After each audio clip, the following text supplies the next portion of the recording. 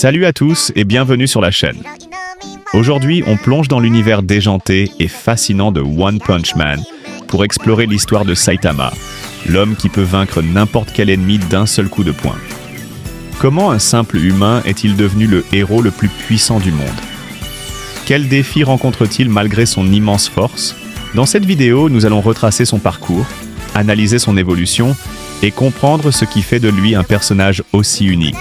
Avant de commencer, n'oubliez pas de liker la vidéo, de vous abonner à la chaîne et de partager votre avis en commentaire.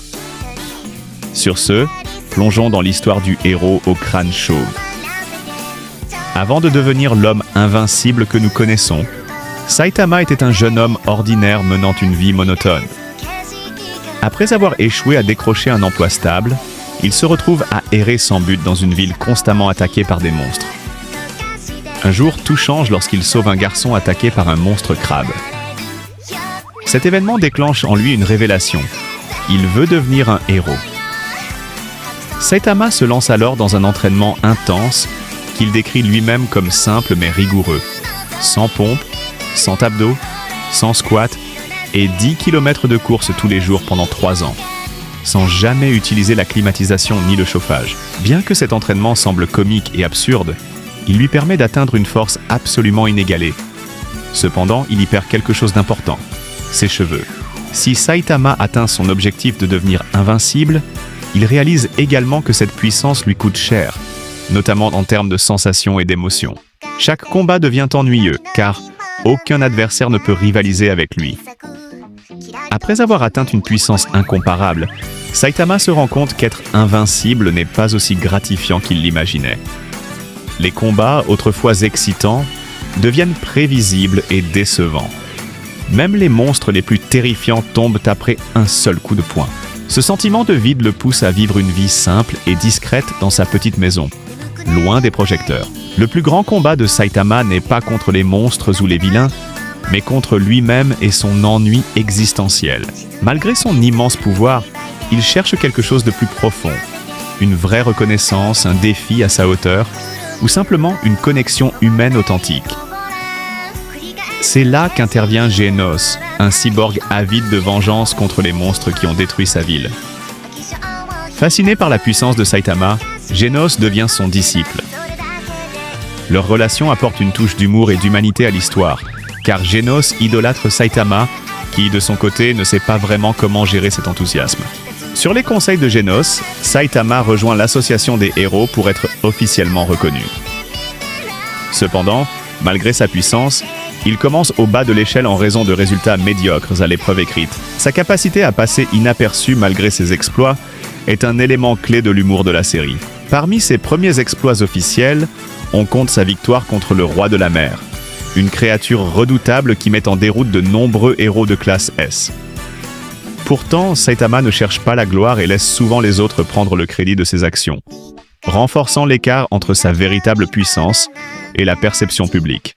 Malgré son statut de héros de classe B puis A, Saitama reste un personnage sous-estimé par ses pairs et le public. Ce contraste entre son pouvoir et son manque de reconnaissance crée un décalage comique et parfois poignant, ajoutant de la profondeur à son personnage. Au fil de la série, Saitama affronte des adversaires toujours plus impressionnants, mais aucun ne parvient à le pousser dans ses retranchements. Parmi eux, on peut citer Boros, le chef des envahisseurs extraterrestres, qui est l'un des rares à survivre à plusieurs coups de Saitama. Leur combat est l'un des moments les plus spectaculaires de la série, mettant en lumière l'immense écart de puissance entre Saitama et tout le reste de l'univers. Le combat contre Boros est aussi symbolique. C'est l'un des rares moments où Saitama montre un intérêt passager, bien que Boros reconnaisse lui-même qu'il est encore loin d'être un égal. Ce combat souligne la solitude de Saitama dans un monde où personne ne peut véritablement le comprendre ou le défier.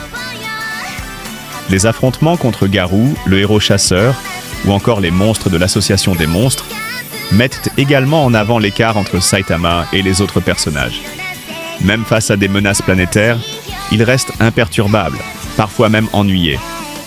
Au-delà des combats et de l'humour, One Punch Man explore des thèmes profonds à travers Saitama. Son ennui face à l'invincibilité questionne l'importance du dépassement de soi et des défis dans nos vies. La série montre aussi que la reconnaissance et le statut social ne reflètent pas toujours les véritables mérites d'une personne. Saitama, bien qu'invincible physiquement, reste humain dans ses émotions et ses relations.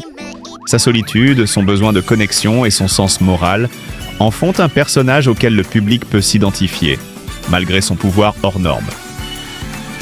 Saitama agit également comme un miroir pour les autres personnages.